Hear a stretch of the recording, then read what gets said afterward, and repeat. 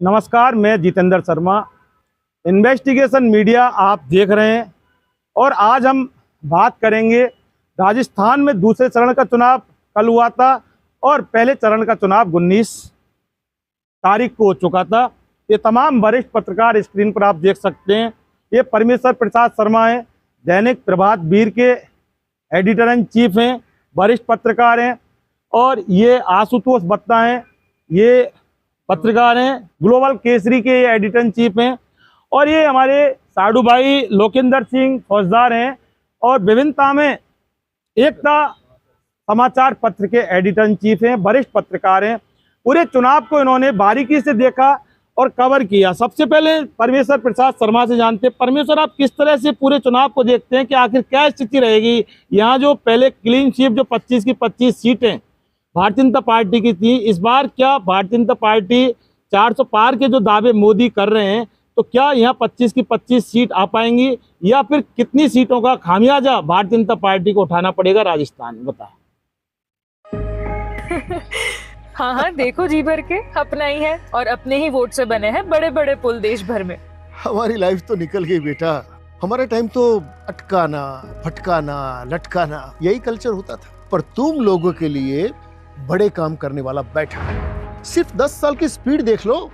अटल सेतु से अटल टनल देख लो, चिनाब ब्रिज से बोगीबील ब्रिज देख लो। और इतना करके भी मोदी जी कहते हैं ये तो अभी ट्रेलर है। हमारे सपने पूरा करने की गारंटी मोदी जी की, तो उनको जिताने की गारंटी किसकी? हम बाप बेटी की।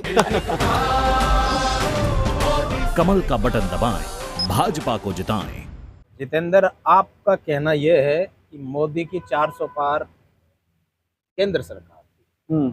आपने पहला क्वेश्चन मुझसे पूछा है कि राजस्थान में स्थिति क्या रहेगी। देखो जितेंद्र जी, कुछ सीटें हैं जो हमारे यहाँ फंसी हुई, उसको मोदी भी स्वीकार रहा है और उसको कांग्रेस भी स्वीकार रही है और वहाँ की जनता भी स्वीकार रही है। जैसे हमारे टॉप सवाई माधोपुर, दौसा, चूरू, कई सीटें हैं जो वास्तविकता में फंसी हुई है। इस बार ये पहली बार फंसी है। अब इसमें ना बीजेपी का दोष है ना मोदी का दोष है। ये चाल में फंस गई क्योंकि इनके टिकट वितरण और कई चीजें इसमें, सब राजनीति एक अलग चीज होती है।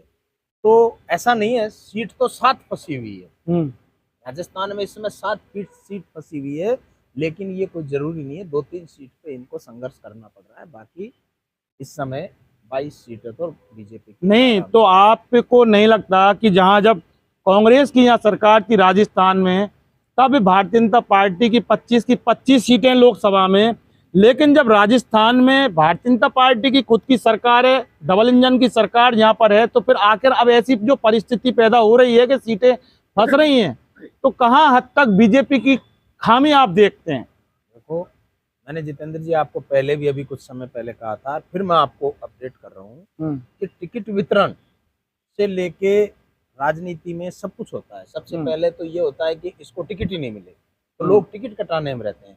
उसके बाद ये होता है कि टिकट मिल गया, अब इसको सल्टाना है, सल्टाने में रहते हैं। तो वो जो समीकरण पिछली बार जो थे, राजस्थान की जनता ये चाहती थी कि यहाँ राजस्थान में आराम से कांग्रेस की सरकार है, गहलोत साहब अच्छे, ठीक है, अब केंद्र में हमें मोदी चाहिए। तो उन्होंने पूर्ण रूपेण मोदी को समर्थन दिया था। ऐसा नहीं है, मोदी को तो अभी भी दे रहे हैं क्योंकि मोदी की गारंटी से लोग खुश है।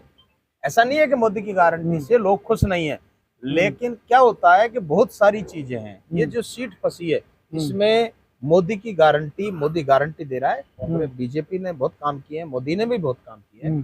मोदी ने किसानों से लेकर सबके लिए अच्छे अच्छे काम किए, लेकिन जब सीट फंस गई तो उसमें हम कुछ नहीं कर सकते क्योंकि ये तो रिजल्ट ही बताएगा। और ऐसा नहीं है, जैसे आप 400 पार की बात कर रहे हो, तो केवल राजस्थान में ही नहीं है, इसके लिए गुजरात, मध्य प्रदेश, जो बड़े स्टेट है जहाँ बड़ी सीटें हैं, वहाँ पे भी सीटें फंसी हुई है। ऐसा नहीं है, लेकिन मोदी ने साउथ में पकड़ करी है, बीजेपी ने कई जगह पकड़ करी है। 400 पार। चलिए एक बार हम साडू भाई से बात करेंगे। लोकेंद्र, इधर आओ।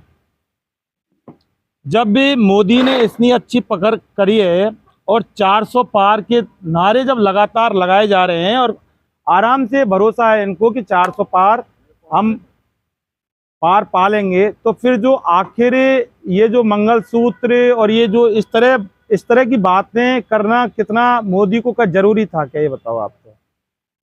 चार ये मंगलसूत्र वगैरह की जो बात हो रही है, लगातार इसका विरोध भी हो रहा है और विपक्ष के निशाने पर भी लगातार ये मोदी आ रहे हैं। आप बताओ क्या कितना जरूरी था ये? मोदी जी हमारे देश का जो नेतृत्व कर रहे हैं, मोदी जी हमारे बहुत अच्छे मोटिवेटर हैं। अपने कार्यकर्ताओं में जान फूंकने के लिए 400 पार का नारा लगा रहे हैं। उनको खुद को भी वैसे महसूस है कि उनका स्पष्ट बहुत आगे तय है। तो वो खुद भी जानते हैं कि 400 तो नहीं आएंगे, लेकिन क्या है उनका वो कर्तव्य है अपने कार्यकर्ताओं में पॉजिटिव बात करना, उनको जोश बढ़ाना। और बाकी का राजस्थान में भजनलाल सरकार की जो है नेतृत्व है, भजनलाल जी का बड़ा कुशल नेतृत्व है, क्योंकि मोदी जी ने एक ऐसा संदेश दिया है, एक धरातली नेता को राजस्थान की कमान संभाली है, उससे आम कार्यकर्ताओं में भी थोड़ा हौसला अफजाई हुई है। नहीं, लेकिन मंगलसूत्र वाले जो ये भाषण है इसको लेकर तो लगातार टारगेट पर हैं, विपक्ष के टारगेट पर है मोदी जी। आखिर इसकी क्या जरूरत पड़ गई? मंगलसूत्र को मैदान में लाने की जरूरत क्यों पड़ी मोदी को, ये बताओ आप। अब वो तो देखो ऐसा है, सत्ता पक्ष में और विपक्ष में जो है नोक झोंक चलती है, और आज की जो राजनीति है चाहे सत्ता पक्ष की तरफ से हो चाहे विपक्ष की तरफ से हो, मुझे कहने में कतई संकोच नहीं है कि आजकल राजनीति का इतना स्तर गिर चुका है। पूर्ण भाषा का प्रयोग करना, हल्की भाषा का प्रयोग करना, एक संजीदा नेता हो या किसी पार्टी का हो या किसी भी मतलब निर्दलीय प्रत्याशी भी क्यों नहीं हो, लेकिन भाषा जो है मर्यादित होनी चाहिए, संवैधानिक भाषा होना चाहिए। और इस तरह की भाषा नहीं हो जो अपने कोई सांप्रदायिक जो है सद्भावना को बिगाड़े। यानी कि देखिए कुल मिला के ये कि भाईचारे की भावना होनी चाहिए। राजनीति है, आज है कल नहीं है, लेकिन सवाल ये है कि भारत हमेशा है, भारत हमेशा रहेगा और भारत हमेशा था। लेकिन एक बड़े पद पर और बड़े ओहदों पर बैठने वाले इन नेताओं को कम से कम अपनी मान मर्यादा और जो भाषा है उसको संयमित रख के ही राजनीति लड़नी चाहिए और चुनाव लड़ना चाहिए। और वोट मांगने के बहुत सारे तरीके हैं, लेकिन इस तरह से जो अमर्यादित टिप्पणी और इस तरह की भाषा शोभा नहीं देती है। परमेश्वर शर्मा राजनीतिक विश्लेषक भी बहुत ज्यादा हैं और ये राजनीति में बहुत अच्छी पकड़ है। अच्छा, कितनी सीटें मान सकते हैं आप इस बार राजस्थान में? भारतीय जनता पार्टी की कितनी सीटें वो आएंगी, वो बात की बात है, 4 जून को पता लगेगा, लेकिन कितनी सीटें मानी जाए, क्योंकि बहुत सारे कयास लगाए जा रहे हैं और आप राजनीति को बहुत अंदर से देखते हैं। आज हमारी किसान सम्मान निधि सीधे हमारे बैंक खाते में आती है। अब हमारा हक कोई नहीं मार सकता। नहीं तो पहले फसल बिचौलिए कौड़ियों के भाव ले जाते थे, लेकिन अब बीज से बाजार तक साथ खड़े हैं मोदी जी। बड़ा फसल बीमा, किसान credit card, soil health card, सबसे ज्यादा फसलों पर MSP, हर खेत को पानी, नैनो यूरिया, अब ड्रोन की भी तैयारी। लेकिन फिर भी मोदी जी कहते हैं ये तो बस ट्रेलर है। किसान कल्याण की गारंटी मोदी जी की और उन्हें जिताना ये है हमारी भी गारंटी। कमल का बटन दबाएं, भाजपा को जिताएं। तो जितेंद्र, EVM में हमारा उन नेताओं का जो चुनाव लड़े हैं उनका भाग्य बंद हो चुका है और EVM में परिणाम आने के बाद ही ये पता लगेगा बिल्कुल कि उसके अलावा अगर अपन बात करते हैं तो जो मोदी की गारंटी थी उससे पहली बार राजस्थान में जातीय समीकरण का थोड़ा सा प्रभाव पड़ा है। इस वजह से कुछ ये सीटें फंसी हुई है। बाकी बीजेपी की तो कितनी सीट मान जाए ये बताओ? 25 मान लें? कहा ना 25 तो मैं नहीं कह रहा, हाँ। लेकिन 3 सीटें तो इनकी फंसी हुई है। वो 3 सीटें जातीय समीकरण में आ गई, वो पहली बार आई है।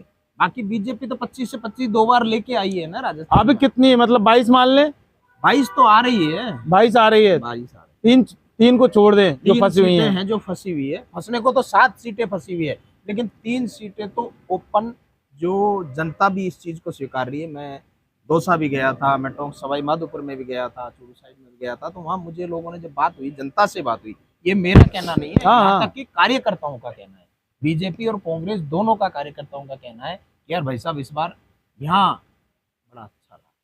देखिए बहुत इन्होंने बहुत कवरेज की है और इलेक्शन की बहुत अच्छी कवरेज भी करते हैं और बहुत सारे समीकरण को लेकर चलते हैं। लेकिन परमेश्वर का जो साफ यहाँ कहना है कि 25 की 25 तो नहीं कह सकते, लेकिन 3 सीट बीजेपी की छोड़ी जाए तो 22 तो तय मान लेते हैं। हालांकि 7 सीट का मामला फंस भी सकता है। साउड भाई आप ये बताओ कि कितनी सीटें मानकर चलते हैं?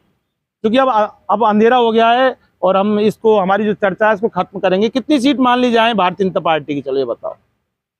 जो भारतीय जनता पार्टी की वैसे तो कयास तो पूरे 25 के 25 ही लगा रहे हैं, क्योंकि भजनलाल शर्मा जी के जो कुशल नेतृत्व, क्या बात है कार्यकर्ताओं ने जितना जोश फूंका है भजनलाल जी ने अपने स्तर पे भी, केंद्रीय सीट स्तर पे भी, फिर भी जो आम जनता का जो कहना है 5-7 सीटों पर कांटे की टक्कर है, कांटे की। उसमें दोनों चीजें, कोई इंडिया गठबंधन की भी आ सकती है और बीजेपी भी जीत सकती है, क्योंकि राजनीति सब संभावनाओं पर चलती है। नहीं, सीटें कितनी मानी जाए राजस्थान में? 25 में से कितनी? बस 25 में से आप ये मानते हैं 18 के आसपास जो है बीजेपी तो निश्चित रूप से आ ही रही है ना। हाँ। 7 देखिए, 18 और 7 25, यानी कि कुल मिला के अगर जोड़ तोड़ समीकरण देखें तो 5 मान लेते हैं कि भारतीय जनता पार्टी की 20 सीट गड़बड़ाया हुआ है,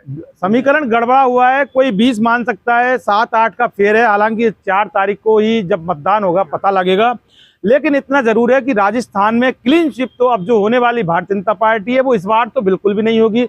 दूसरी बात, जो मोदी के जिस तरह के जो भाषण है उनको लेकर भी कहीं ना कहीं होकर जनता में और मतदाताओं में नाराजगी है, इसका भी खामियाजा उठाना पड़ेगा। हालांकि चुनाव आयोग जांच तो कर रहा है, लेकिन सीधी मोदी की जांच नहीं कर रहा। हमारी पीढ़ी को तो वोट के बदले में धोखे ही मिले थे,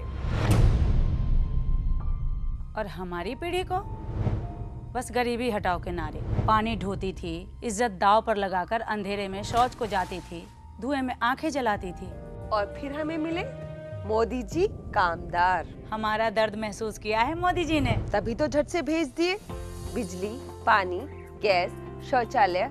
अब घर में बीमारियां कम हो गई है ना अम्मा? हाँ, दवा का खर्चा घटा है और ढेर सारा समय बचा है। हमारे जैसे करोड़ों निकले हैं गरीबी से बाहर। पर मम्मी भाभी, मोदी जी कहते हैं कि ये तो बस ट्रेलर है, आगे पूरे भारत से गरीबी हटाने की गारंटी है मोदी जी की। और मोदी को जिताना है हमारी गारंटी है। कमल का बटन दबाएं, भाजपा को जिताएं। और अब सवाल ये है कि अब ये रोचक जो मामला है, इस बार का जो चुनाव वाकई एक बहुत बड़ा ऐतिहासिक चुनाव है और इसका पता लगेगा। कुछ कहना चाहते हैं, शॉर्ट में कहिए। एक बात कहना चाहता हूँ, ये राजस्थान में ही नहीं, वैसे तो पूरे देश में ही देखा गया है, लेकिन राजस्थान में ये पहली बार देखा गया है कि भजनलाल जी के मुख्यमंत्री बनने के बाद में जितने लोग कांग्रेस छोड़कर बीजेपी में आए हैं, ये एक बहुत बड़ा उदाहरण है। क्योंकि इससे पहले इतने लोग, बड़े नेता ही नहीं, कार्यकर्ता भी, बहुत सारे कार्यकर्ता भी जो बड़े बड़े शहरों के हैं, वो बड़े बड़े नेता हैं, जो अपने संभाग लेवल के बड़े नेता हैं, वो बीजेपी में बहुत आए हैं। तो इसका भी प्रभाव पड़ेगा। ऐसा नहीं है कि बीजेपी ये तो सीट फंस गई, अन्यथा ये नहीं कह सकते आज की तारीख में बीजेपी बहुत मजबूत है। देखिए, बीजेपी में आ गए, ठीक है, अच्छी बात है, लेकिन बीजेपी में उनकी कितनी रेपुटेशन, कितनी वैल्यूएशन होगी वो अच्छी तरह से जानते हैं। बहुत सारे रीजन है ज्वाइन करने के। हालांकि कुछ यहाँ जो पर्टिकुलर ये बोल रहे हैं, मुख्यमंत्री भजनलाल शर्मा बनने के बाद जिनको ना ईडी का डर ना सीबीआई का डर, कुछ बहुत सारे कार्यकर्ताओं ने ज्वाइन किया है। ये वाकई भजनलाल शर्मा की ही एक देन है। भजनलाल शर्मा की मुख्यमंत्री की बहुत बड़ी उपलब्धि है। मिलनसार व्यक्ति हैं भरतपुर के, और बहुत सारे लोगों ने वाकई यहाँ ज्वाइन किया है। वो इतने बड़े लेवल के नेता नहीं है जो ईडी और सीबीआई के डर से जिस तरह से जा रहे हैं, लेकिन हाँ, इतना जरूर है कि हजारों कार्यकर्ताओं ने भारतीय जनता पार्टी ज्वाइन की है। तो वो सिर्फ भजनलाल शर्मा के पीछे, भजनलाल शर्मा के स्वभाव के पीछे, भजनलाल शर्मा के प्रति एक आस्था मानी जा सकती है उनकी। बहरहाल देखने वाली बात, 4 जून को जो मत पेटियों का जो पिटारा खुलेगा, उसके बाद ये तय होगा कि आखिर राजस्थान में कितनी सीटें भारतीय जनता पार्टी की और इंडिया गठबंधन की कितनी सीटें होंगी। लेकिन अभी जो फैसला है वो ईवीएम के अंदर अभी कैद है। और ये राजनीतिक विश्लेषक परमेश्वर शर्मा और ये हमारे लोकेंद्र सिंह फौजदार, विभिन्नता में एकता समाचार पत्र के एडिटर इन चीफ, और हमारे साड़ू भाई, बहुत बहुत आपका शुक्रिया इन्वेस्टिगेशन मीडिया में इस चर्चा में शामिल होने के लिए। और हम लगातार जो ये चुनाव होते रहेंगे और जब जब भी मतदान होगा, और हम लगातार राजनीतिक मुद्दों पर हमेशा हम बात करते रहेंगे। फिलहाल के लिए दीजिए इजाजत, नमस्कार।